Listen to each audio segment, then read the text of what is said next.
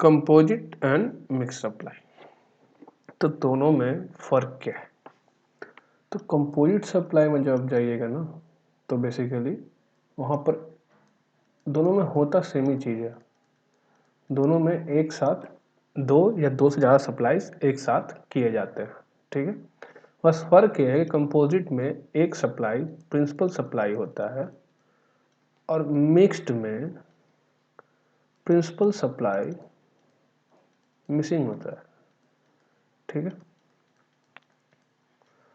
Principal supply कहने का sense क्या हुआ कि यहाँ पे टू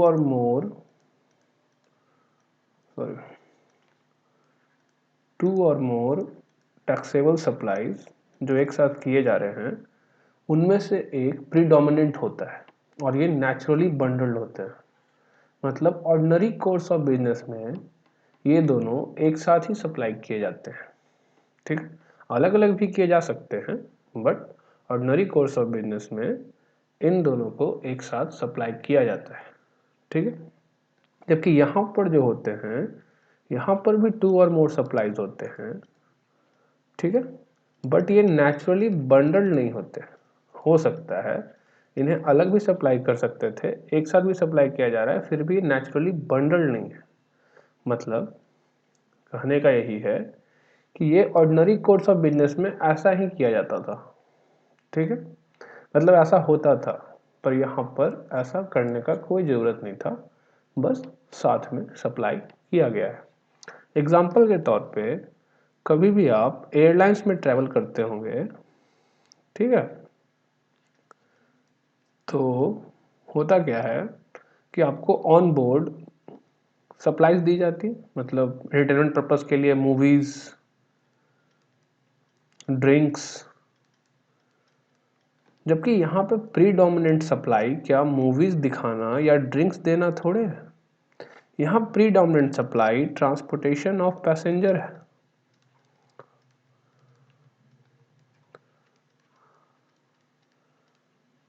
और ये नेचुरली बंडल्ड है। मतलब आप फ्लाइट से जाइएगा तो ऑर्डिनरी कोर्स ऑफ बिजनेस है ये। तो in ordinary course of business आपको on flight movies, drinks, foods, इन सब का दिया जाता है, उपलब्ध कराया जाता है, ठीक है। तो यहाँ पर लेकिन मेन सप्लाई जो है, जो प्रिंसिपल सप्लाई है, वो क्या है? ट्रांसपोर्टेशन ऑफ पैसेंजर, ठीक है। तो जो टैक्स रेट इस पर एप्लीकेबल होगा ना, वही इस होल सप्लाई पे एप्लीकेबल होगा, ठीक है। मिक्स्ड सप्लाई में क्या है? मान लीजिए आपको चॉकलेट्स, स्नैक्स और ड्रिंक्स का कॉम्बो मिल रहा है, ठीक है, कॉम्बो। अब ये नेचुरली बंडल्ड नहीं है। आपको चॉकलेट सेपरेटली सप्लाई किया जा सकता था, स्नैक्स सेपरेटली सप्लाई किया जाता था, ड्रिंक्स स्पेशली सेपरेटली सप्लाई किया जा सकता था। इस केस में कहा गया मिक्स्ड सप्लाई, और इसमें इन तीनों में जिस पर highest rate of tax applicable होगा, वही होल सप्लाई पे एप्लीकेबल होगा। आया समझ में? तो बस बेसिक डिफरेंस यही है कि यहाँ पर एक प्रीडोमिनेंट सप्लाई होता है जो बाकी सप्लाइयों के ऊपर डोमिनेंस अपना दिखाता है कि मैं ही मेन सप्लाई हूँ, तुम लोग एंसिलरी हो। मतलब तुम मेरे साथ हो, लेकिन तुम मुझसे छोटे हो, मैं बड़ा हूँ, मैं मेन सप्लाई हूँ। अगर मैं ना हूँ तो तुम नहीं होगे मेरे साथ, ठीक है। तो अब हम लोग सेक्शन के अंदर इंटर करते हैं, और ये है सेक्शन 8। अब तक हमने क्या पढ़ा है इस चैप्टर में? सेक्शन 7, उसके अंदर क्लॉजेस थे AA, BC। उसके बाद हमने पढ़ा शेड्यूल 1, 2, 3, और अब सेक्शन 8, ठीक है। तो वही कहा गया, a composite supply comprising two or more supplies, one of which is principal supply, जिनमें से एक प्रिंसिपल सप्लाई होगा, ठीक है। और इस सप्लाई को ट्रीट किया जाएगा supply of such principal supply. मतलब जो टैक्स रेट प्रिंसिपल सप्लाई पे एप्लीकेबल होगा, वही टैक्स रेट होल सप्लाई पे एप्लीकेबल होगा, ओके। अब मिक्स सप्लाई के बारे में क्या कहा गया? A mixed supply comprising of two or more supplies shall be treated as supply of that particular supply that attract highest rate of tax।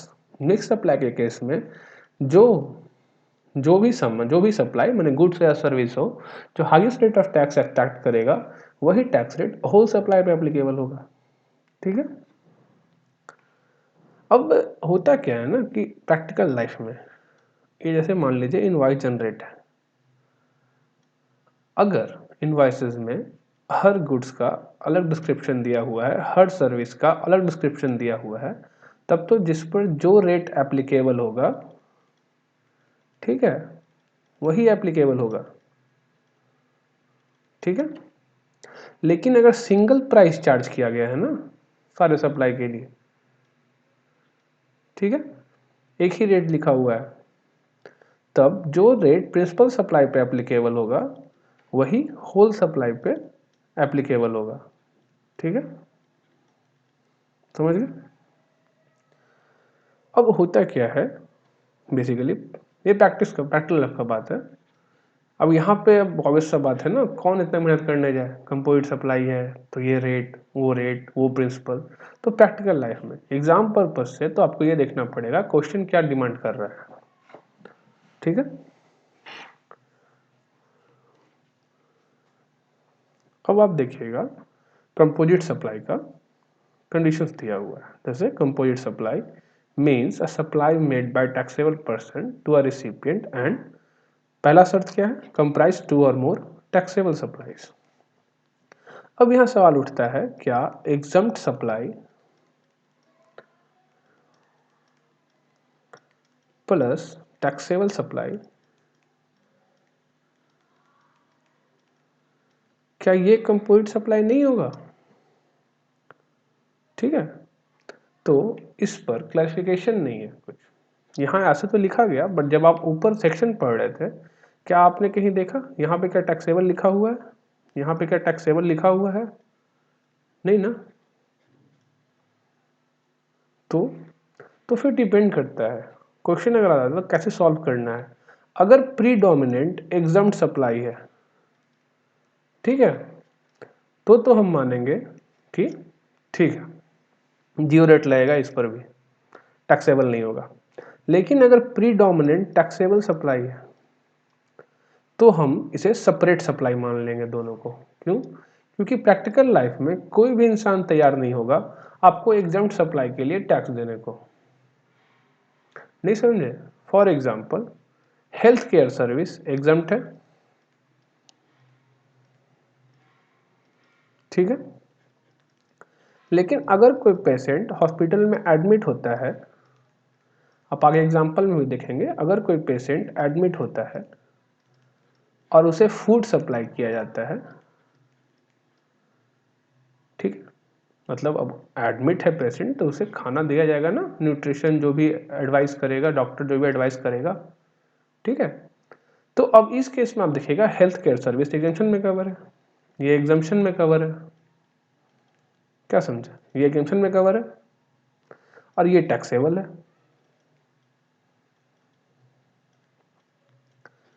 अब यहाँ पर कस्टमर तैयार हो जाएगा, क्यों तैयार हो जाएगा, बोलेगा ठीक है ये प्रीडोमिनेंट है, ये तो एग्जम्प्ट है, कोई दिक्कत नहीं, इसमें भी एग्जम्प्ट हो जाएगा। क्या समझे, आया समझ में?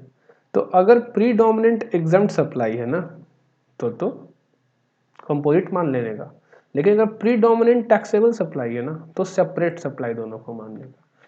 क्योंकि प्रैक्टिकल लाइफ में कस्टमर कभी तैयार ही नहीं होगा देने को आपको एग्जम्प्ट सप्लाई के लिए जीएसटी। आया समझ में? तो एग्जाम में आएगा तो आपको लिखना पड़ेगा नोट के तौर पे, ठीक है, कि भाई साहब ये एग्जम्प्ट सप्लाई प्रीडोमिनेंट था इसलिए हम इसे कंपोजिट मान रहे हैं। अगर प्रीडोमिनेंट टैक्सेबल सप्लाई होता है तो फिर इसे हम सेपरेट सप्लाई मानेंगे, ठीक है, क्योंकि सेक्शन लिखने के टाइम कभी ये नहीं लिखा कि 2 और मोर टैक्सेबल सप्लाईज होना चाहिए।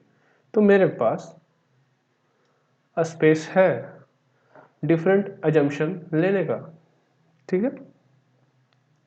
सेपरेट क्यों मान रहे हैं आप ये सोच रहे होंगे, तो आप नीचे देखिएगा आएगा वो पॉइंट आएगा कि अगर सेपरेटली डिक्लेयर किया जाए इनवॉइस में तो हम सेपरेट मान सकते हैं, नो प्रॉब्लम, ठीक है। दूसरा शर्त क्या है, नेचुरली बंडल्ड होना चाहिए। अब ये क्या हुआ, नेचुरली बंडल्ड, इसका कहने का मतलब ऐसा ही होता है ऑर्डिनरी कोर्स ऑफ बिजनेस में। जब भी ये सप्लाई होता है तो नॉर्मली यही पैटर्न फॉलो किया जाता है। ठीक है, समझ गए? One of which is principal supply, इनमें से एक प्रीडोमिनेंट सप्लाई होगा, उसे क्या कहा जाएगा? Principal supply. और जो रेट उस पर एप्लीकेबल होगा वही होल सप्लाई पे एप्लीकेबल होगा। ठीक है,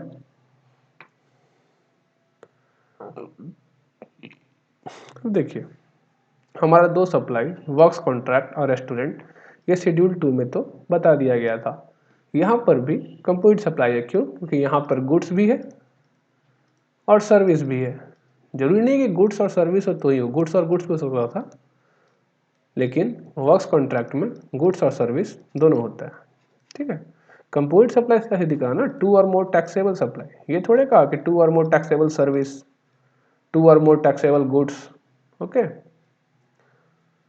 तो classic example of composite supply, but the GST law identify both as supply of service.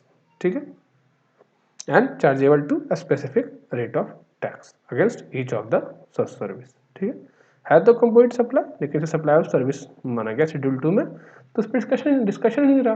तो शेड्यूल 2 बोल दिया कि सप्लाई ऑफ सर्विस है, तो मतलब क्या है, फिर झगड़ा काजिएगा। प्रीडोमिनेंट क्या हो जाएगा? Supply of service. ठीक है, लेकिन in respect of other composite supply, the need to determine the supply as composite one will arise. फिर और सप्लाईयों में दिक्कत, कंपोजिट सप्लाई सिर्फ वर्क्स कॉन्ट्रैक्ट और रेस्टोरेंट सर्विस थोड़ा है, और भी सप्लाई हो सकते हैं। जैसे कि आपने मशीनरी खरीदा, ठीक है, अब इस मशीनरी को इंस्टॉलेशन जब साइट पे आया, आपके यहाँ आया और यहाँ इंस्टॉल करना है, तो यहाँ इंस्टॉलेशन चार्ज होगा। अब ये इंस्टॉलेशन सर्विस है और जो मशीनरी है, सप्लाई ऑफ मशीनरी, ठीक है, ये दोनों का दोनों एक साथ है, इन कंजंक्शन है और ऑर्डिनरी कोर्स ऑफ बिजनेस में है। ऐसा तो नहीं है कि ऐसा नहीं होता है, ऐसा ही होता है। आप अगर एसी खरीद के लाते हो तो इंस्टॉलेशन सर्विस साथ में होता है। इंस्टॉल करने वाला बंदा एक दो घंटे के बाद आपके घर पे आता है इंस्टॉल करने के लिए। तो ये कंपोजिट सप्लाई है। पर यहाँ प्रीडोमिनेंट क्या है? Supply of machinery. अगर मशीनरी सप्लाई ना किया जाए तो इसका कोई जरूरत नहीं है। अगर आपको प्रिंसिपल सप्लाई क्या है और क्या नहीं ये जानना हो तो ऑब्वियसली ध्यान दीजिए, कंपनी का मेन कोर्स ऑफ बिजनेस क्या है। जो भी कंपनी का मेन कोर्स ऑफ बिजनेस होगा, supply of good, supply of service में जो भी उसका मेन कोर्स ऑफ बिजनेस है, वही उसका प्रीडोमिनेंट पार्ट होता है। ठीक है, समझ गए? अब आते हैं नीचे। बोला गया कैसे पता करिएगा कि नेचुरली बंडल्ड है कि नहीं। तो इसका कोई श्योर शॉर्ट आंसर नहीं है। कैसे पता करिएगा? ये बस आपके दिल की आवाज़ से पता चलेगा। ठीक है, आपका मन बोलेगा कि हाँ ये नेचुरली बंडल्ड ही है, ऐसा ही लग रहा है। ठीक है, जैसे कि कंप्यूटर और कंप्यूटर बैग, इन्हें हम चाहे तो अलग अलग सप्लाई भी कर सकते थे, पर जब भी आप कंप्यूटर खरीदने जाते हैं तब वो साथ में कंप्यूटर बैग देता है। मन की आवाज़ कह रही है, आ रही है, नेचुरली बंडल्ड है, नहीं लग रहा कि नेचुरली बंडल्ड है। ठीक है, तो यही चीज़ है, वही चीज़ लिखा भी हुआ है। परसेप्शन कंज्यूमर का, सर्विस जो ले रहा है उसका परसेप्शन, सर्विस रेसिपिएंट का परसेप्शन। ठीक है, दूसरा मेजॉरिटी ऑफ सर्विस प्रोवाइडर, आपके जैसे और भी लोग जो ये सर्विस दे रहे हैं, आपके जैसे और भी लोग जो ये गुड्स दे रहे हैं, वो नेचुरली यही करते हैं। ठीक है, the nature of various services in a bundle of service will also help in determining whether service are bundled in ordinary course of business. The nature of service is such that one of the service is the main service, and other service combined with such service are in nature of incidental or ancillary service, which help in better enjoyment of main service. Then it will be treated as service bundled in ordinary course of business. ठीक है, example के तौर पे आप hotel में रहने गए, ठीक है, उसका ब्रेकफास्ट दिया गया, डिनर दिया गया, तो यहाँ पे क्या है? सप्लाई ऑफ गुड्स है, ये सप्लाई ऑफ सर्विस है by way of accommodation, service by way of accommodation. और ये क्या है? Service by way of supply of goods, breakfast, dinner. ठीक है, free of cost during the stay, इस स्टे के दौरान ये फ्री ऑफ कॉस्ट दिया गया है इसको। ठीक है, सच service is an ancillary service the provision of hotel accommodation and the resultant package were treated as service of naturally bundled in ordinary course of business. Naturally bundled है, ठीक है। In short यही समझिए कि नेचुरली बंडल्ड है कि नहीं, ये समझने का कोई परफेक्ट कंडीशंस नहीं है कि हाँ ये कंडीशंस हो गए तो ये नेचुरली बंडल्ड होगा। ये बस आपके मन की आवाज बताएगी आपको कि नेचुरली बंडल्ड है कि नहीं, ठीक है। अदर इलस्ट्रेटिव इंडिकेटर, कुछ और इंडिकेटर्स हैं जो एग्जांपल के तौर पे बताए गए हैं, ठीक है। जैसे पहला है there is a single price charge, ठीक है। The element are normally advertise as a package, the different element are not available separately, separately possible ही नहीं है सप्लाई करना, ठीक है। The different element are integral to one overall supply, if one of the more is removed the nature of supply would be affected. अगर हल्का सा भी कोई चेंजिंग हो ना तो नेचर ऑफ सप्लाई इफेक्टेड हो जाएगा, तो उस केस में, ठीक है। इंटीग्रल है मतलब एक ही साथ है, वन ऑन ओवरऑल सप्लाई, ठीक है। अब आते हैं जैसे लिखा हुआ नीचे, नो स्ट्रेट जैकेट फॉर्मूला, ठीक है। Weather a service is naturally bundled in the ordinary course of business or each case has to be individually examined in the backdrop of several factors, some of which are outlined above, ठीक है।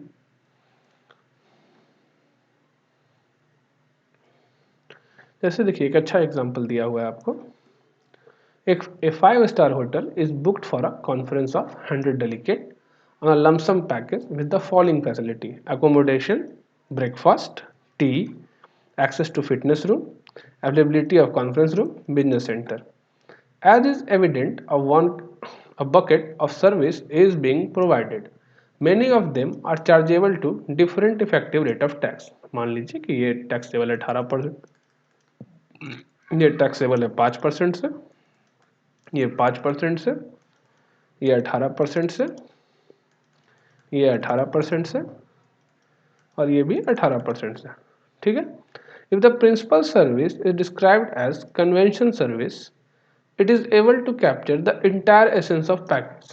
Thus, the principal service may be judged as convention service and charged to tax out accordingly. ठीक है, समझे?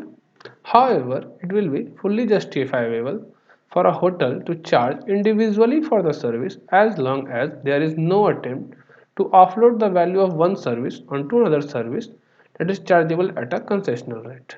समझ? अगर इसे service of convention मान ले, मतलब आपको यहाँ आने रहने खाने का एक सिंगल सर्विस मान ले इस सबको, तो जो रेट एप्लीकेबल है उस पर 18%, कोई प्रॉब्लम नहीं है।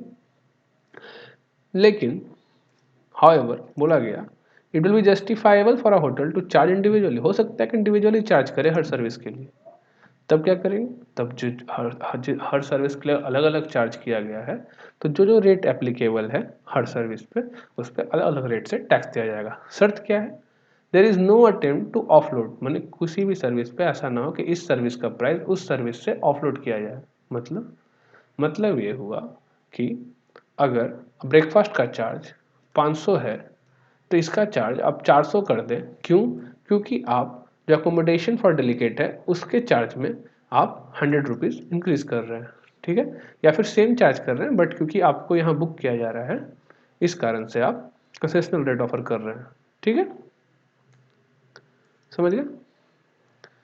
जैसे Poshak manufacturer enter into a contract with Chiku limited for supply of readymade shirt packed in a designer box at Chiku limited outlet, ठीक है।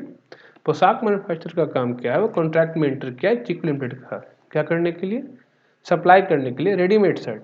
तो मेन सप्लाई क्या है, प्रीडोमिनेंट देख रहे हैं, readymade shirt packed in designer boxes at Chiku limited outlet. Further Poshak manufacturer would also get them insured during the transit, दूसरा insurance भी करवाएगा। In this case supply of good, packing material, transport and insurance is a complete supply. Principal supply क्या है, readymade shirt, supply of good, आया समझ में? तो principal supply वही होगा ना जो प्रीडोमिनेंट होगा, बाकी सप्लाई इस कारण से होंगे क्योंकि ये होगा। अगर ये ना हो, मान लीजिए रेडीमेड शर्ट को अगर हटा दिया जाए तो पैकिंग करने का क्या जरूरत होगा बताइए, ट्रांसपोर्ट का क्या जरूरत रहा, इंश्योरेंस का क्या जरूरत रहा, कुछ नहीं। तो प्रीडोमिनेंट सप्लाई वो सप्लाई होगा ना जिसके हटने से बाकी सप्लाई होगा ही नहीं, ठीक है। कंपोजिट सप्लाई के केस में ऐसा नहीं है कि इंश्योरेंस और केसेस में इंश्योरेंस होगा, नॉर्मल इंश्योरेंस कराता है लोग, करवाए, पर यहां पर क्या है, यहां पर है supply of goods of readymade shirt, समझिए। देखिए जैसे when a consumer buy television set and he also get a mandatory warranty and a maintenance contract, this is a supply, composite supply. In this example supply of TV is principal supply and warranty and maintenance are ancillary supply, ठीक है, समझ गए। अब tax liability क्या होगा तो मैं बता चुका हूं, टैक्स लायबिलिटी वही होगा जो प्रिंसिपल सप्लाई पे जो रेट एप्लीकेबल होगा, ठीक है, वही रेट होल सप्लाई पे एप्लीकेबल होगा, ठीक है। अब प्रिंटिंग के केस में ना सीबीआईसी कुछ क्लैरिफिकेशन दिया है प्रिंटिंग सर्विस के केस में। क्लैरिफिकेशन क्या है, दो केसेस बताए गए, ये तो पहला केस और ये दूसरा केस। पहले केस में क्या कहा गया, जहां पर बुक प्रिंट करना है, पैम्पलेट प्रिंट करना है, ब्रोचर प्रिंट करना है, एनुअल रिपोर्ट प्रिंट करना है, ठीक है, जहां पे कंटेंट जो है कौन सप्लाई करेगा, पब्लिशर या तो पर्सन जो ओन करता है क्या, राइट, इंटेंजिबल इनपुट का, माने बुक के कंटेंट का।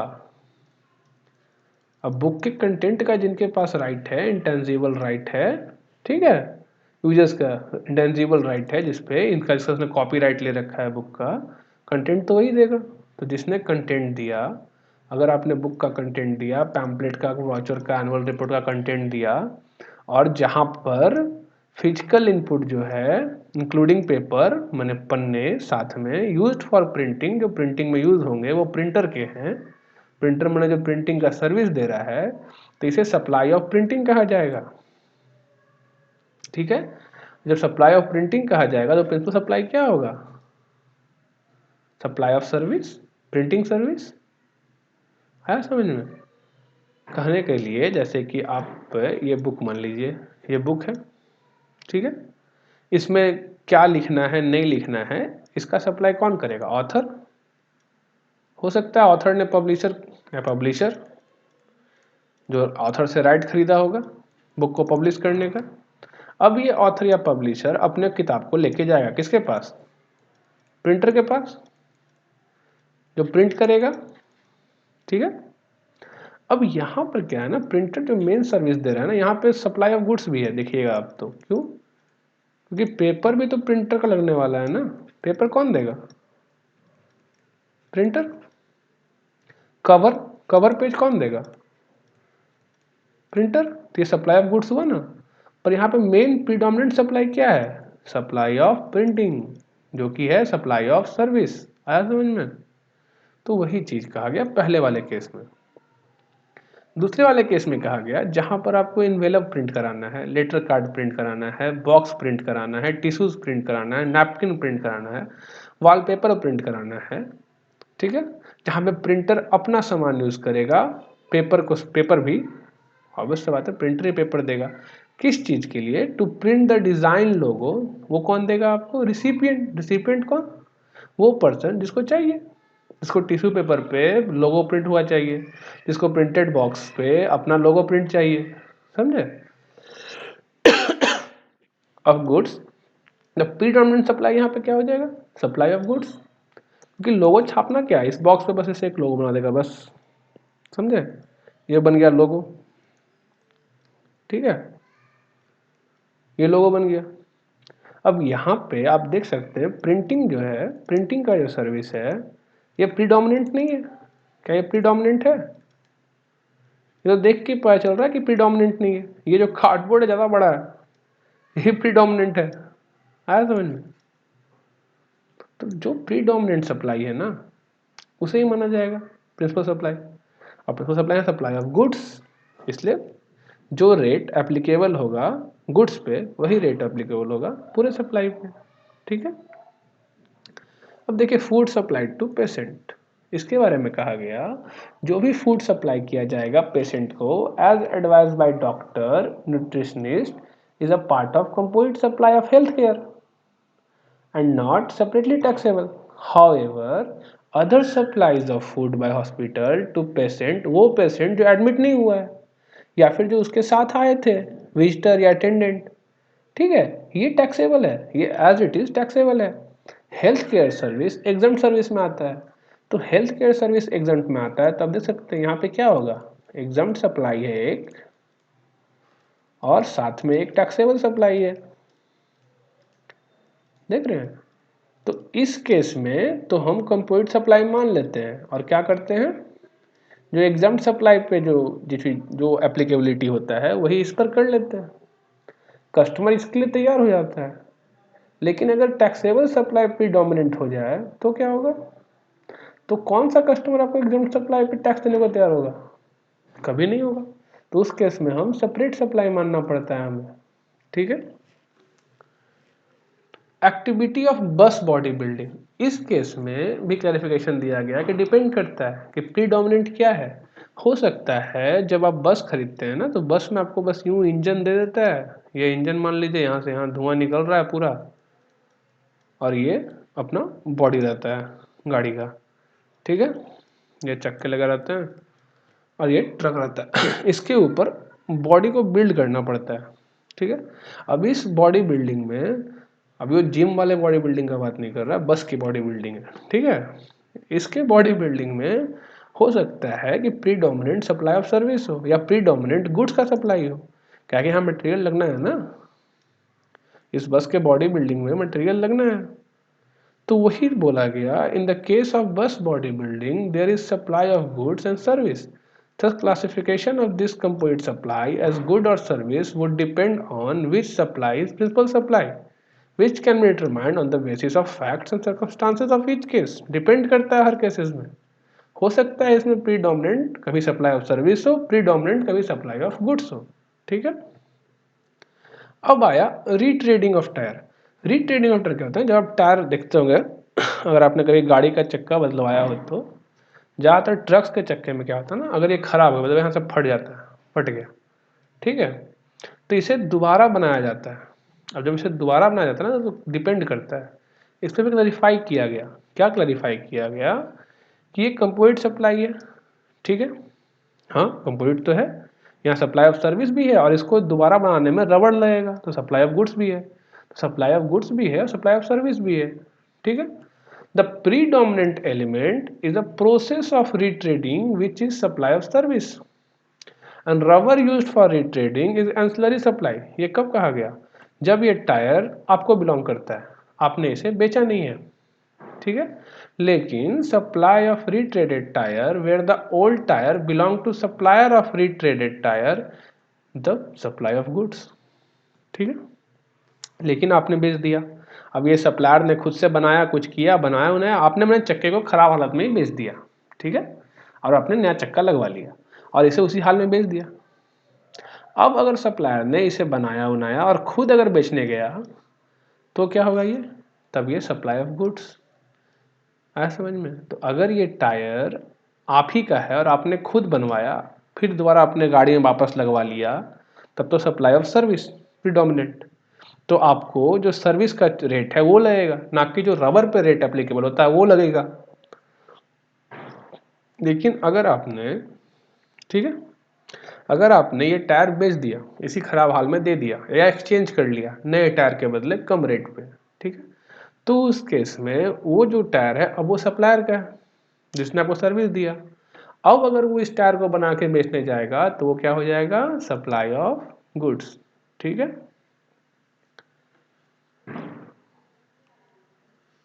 अब आते हैं मिक्स्ड सप्लाई पे। जैसा कि मैंने बताया था, मिक्स्ड सप्लाई और कंपोजिट सप्लाई में यही फर्क है कि यहाँ पे प्रीडोमिनेंट कोई नहीं होता, यहाँ पे प्रीडोमिनेंट सप्लाई कोई नहीं होता, ठीक है, समझिए। यहाँ पर भी कंजक्शन में ही होता है सप्लाई, मतलब एक साथ ही होता है, बस होता क्या है कि कोई भी प्रीडोमिनेंट नहीं होता। तो उसको एक्ट ने कैसे लिखा, उसको लिखा for a single price where such supply does not constitute a composite supply, मतलब जहाँ नेचुरली बंडल्ड ना हो, जहाँ पर कोई उसमें से एक भी सप्लाई प्रीडोमिनेंट ना हो, तो वो मिक्स्ड सप्लाई में आएगा अगर सिंगल प्राइस चार्ज किया जा रहा है। अगर सेपरेट सेपरेट प्राइस चार्ज किया जा रहा है तो कोई दिक्कत नहीं, तब तो सेपरेट सप्लाई है सब, ठीक है। तो मिक्स्ड सप्लाई तभी होगा जब वो कंपोजिट सप्लाई ना हो और दूसरा सिंगल प्राइस चार्ज ना किया गया हो। अगर सिंगल प्राइस चार्ज किया गया हो तो मिक्स्ड सप्लाई, ठीक है, ठीक है। तो अगर सिंगल प्राइस चार्ज किया गया और वो कंपोजिट सप्लाई नहीं है तो क्या होगा, मिक्स्ड सप्लाई। जैसे यहाँ चॉकलेट है, मिल्क है और फूड है, ये तीनों के लिए अगर सिंगल प्राइस चार्ज किया गया, ठीक है, तो ये मिक्स्ड सप्लाई होगा। और इन तीनों पे जिस पर हाईएस्ट रेट ऑफ टैक्स होगा, ठीक है, वो टैक्स रेट एप्लीकेबल होगा। ये अजम्पशन है टैक्स रेट, एग्जैक्ट यही रेट हो पता नहीं, बस समझने के लिए बता रहा हूँ कि जो समझिए ये कंपोजिट नहीं है, नेचुरली बंडल्ड है। क्या दूध के साथ कभी चॉकलेट बिकते देखा है? नहीं, नेचुरली बंडल्ड नहीं है। ऑर्डिनरी कोर्स ऑफ बिजनेस में नहीं है इस तरह का कोई भी केस कि दूध के साथ चॉकलेट, ठीक है। तो यही था मिक्स्ड सप्लाई, ठीक है। टैक्स रेट क्या होगा, वो टैक्स रेट जिस पर वो सप्लाई जो highest rate of tax attract करेगा, वही टैक्स रेट पूरे सप्लाई पे एप्लीकेबल होगा, ठीक है। अब देखिए वही ये चीज लिखा हुआ है, मोर than one supply made together and taxed eight individual rate, ठीक है। तो ऐसे भी केस हो सकते हैं ना जहां पर एक्टिविटी ट्रांजैक्शन इन्वॉल्व हो, more than one supply of good और सर्विस हो, but neither they are composite supply nor can be considered as mixed supply, that it is all supply carry independent significance. In such a case, if separate consideration, ये important, अगर separate consideration charge किया गया, indicate किया गया है हर supply के लिए, ठीक है, रिस्पेक्टिव रेट के साथ, तो जो भी रेट उन पर एप्लीकेबल होगा वही रिस्पेक्टिव रेट से टैक्सेबल होगा। For example, in case of servicing of car involving supply of both goods and service, ठीक है, where the value of goods and service are shown separately, the goods and service would be liable to tax at a rate as applicable separately, ठीक है। Example के तौर पे कभी भी आपने अगर बाइक खरीदी हो या कार खरीदा हो, बाइक या कार, आप सर्विस सेंटर जाते हैं, ठीक है। सर्विस सेंटर पर क्या होता है, आपका मोबिल फर्स्ट सर्विस मान लीजिए तो आपका मोबिल चेंज करता है, ठीक है, मोबिल चेंज करता है और सर्विसिंग करता है, दो ही काम होता है, और वॉशिंग, ठीक है। अब ये दोनों तो सर्विस है और ये है क्या, मोबिल जो दिया गया गुड्स, ये है गुड्स। और वहाँ आप देखिएगा ना आपसे सेपरेटली चार्ज किया जाता है दोनों पे रेट, गुड्स पे जो रेट एप्लीकेबल होता है वो अलग से, जो सर्विसिंग और वॉशिंग का जो चार्ज होता है वो अलग से, मैंने सर्विस चार्ज पे अलग से टैक्स रेट एप्लीकेबल होता है। आप देखिएगा उस केस में ये जो इनवाइस रहता है यहाँ सेपरेटली लिखा रहता है कि ये मोबिल का पैसा, इस पर टैक्स रेट ये, टोटल ये टैक्सेबल वैल्यू, ये CGST, ये SGST, और ये जो आप देखिएगा यहाँ पे रहेगा आपका सर्विस चार्ज, ये 400-500 रुपये जो भी है, इस पर टैक्स रेट ये, और इस पर CGST SGST ये, ठीक है, समझ गए। तो इसी के साथ मिक्स्ड सप्लाई और कंपोजिट सप्लाई खत्म हुआ। अब एक जो सिर्फ टॉपिक बचा हुआ है वो भी क्लैरिफिकेशन ही है एक तरह से, और वो क्या है, agreeing to obligation to refrain from an act, to do an act और टू टॉलरेट एन एक्ट, उसे हम बाद में पढ़ेंगे, ठीक है।